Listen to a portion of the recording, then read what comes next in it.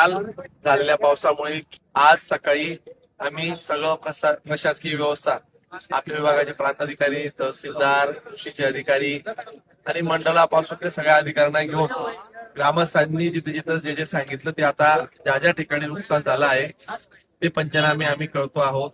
बऱ्याच ठिकाणी विहिरींचे भराव कसलेत, काही ठिकाणी ढोरं वाहून गेलेत, काही ठिकाणी कोंबड्यांचं नुकसान झालंय, काही ठिकाणी घरं कसलीत, काही ठिकाणी शेतांचं पूर्ण खरडून निघाले आहे.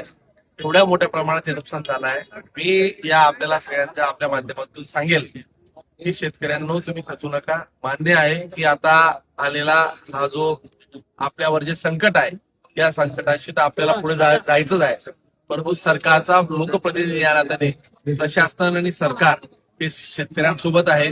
आपण आजवर गेले अनेक वेळेस पाहिलं, दुर्दैवाने जेव्हा जेव्हा संकट आली त्या संकटांच्या सोबत मीही आपल्या सोबत राहिलो.